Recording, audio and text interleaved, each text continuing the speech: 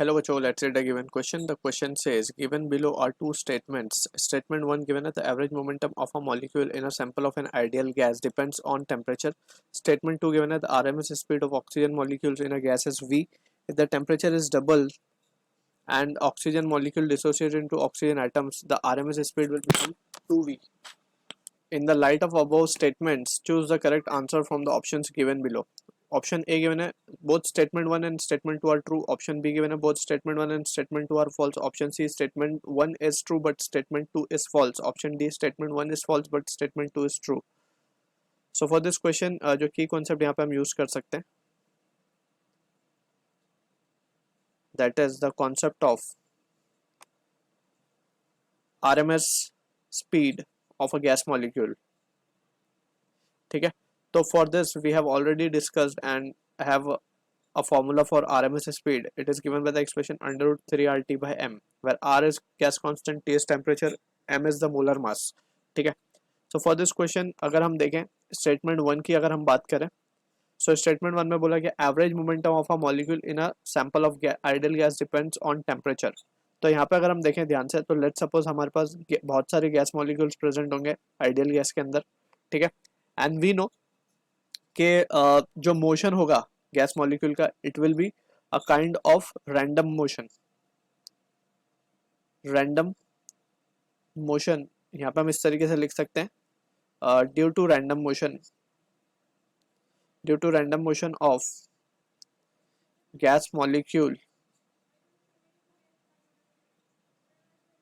Average velocity will be zero. Average velocity will be zero. अगर average velocity zero है तो momentum की अगर हम बात करें, तो momentum is given by the product of mass into velocity. तो यहाँ पे मोमेंटम भी क्या आ जाएगा, जीरो आ जाएगा. So it does not depend upon temperature. तो हम देख सकते हैं ये अगर लेट से ये मॉलिक्यूल की हम बात करें, तो ये इससे कोलाइड करेगा, फिर ये इससे कोलाइड करेगा. मीन्स वी कैन से कि ये कुछ इस तरीके से रैंडम कोलिजन होंगे इसके, और due to this random collision हम बोल सकते हैं इसकी एवरेज वेलोसिटी जीरो होगी, और एवरेज वेलोसिटी जीरो होने की वजह से average momentum will be zero. So it does not depend upon the temperature, right.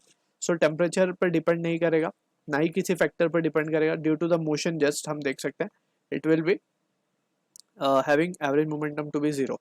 So ये एक पोस्टुलेट में हमने ऑलरेडी पढ़ा हुआ भी है of the kinetic theory of gas, right. So ये स्टेटमेंट हमारा फॉल्स होगा. अब स्टेटमेंट 2 की बात कर लेते हैं. स्टेटमेंट 2 को अगर हम देखें ध्यान से, तो हमें बोला गया टेम्परेचर डबल कर दिया गया हमने, तो V R M S dash हम बोल देंगे जब टेम्परेचर डबल हो जाएगा. So it will be under root of 3RT, and to be precise it will be 2T divide by, और मास को मॉलिक्यूल को डिसोसिएट कर दिया गया into 2 atoms, into dissociate into oxygen atoms, right. तो 2 atom में molecule dissociate into oxygen atoms, right. So ये O2 बना था, बेसिकली ऑक्सीजन था पहले, अब ये डिसोसिएट होके ये O और O में आ गया, मींस इसका मोलर मास हाफ हो गया होगा. ठीक है, सो फ्रॉम द एक्सप्रेशन इसको अगर हम देखें, इनिशियली हम मान लेते हैं कि VRMS क्या था हमारा, it is just by the formula 3RT by M. ठीक है, अब क्या हो गया, अब इसको देख लेते हैं हम ध्यान से. तो it will be under root 2, तो बाहर ले लेंगे एक 2 को, बिकॉज नीचे जो मोलर मास का 2 है वो शिफ्ट होगा न्यूमरेटर में, एंड 4 से 2 बन के रूट के बाहर आ जाएगा. So it will be 3RT by M, which is nothing but VRMS जो हमने फर्स्ट यहाँ पे लिखा है. ठीक है, तो हम देख सकते हैं RMS speed will becoming double, तो it becomes 2V, so which is true, right. First case में इट वाज जस्ट V, तो सेकंड केस में it was just becoming 2V.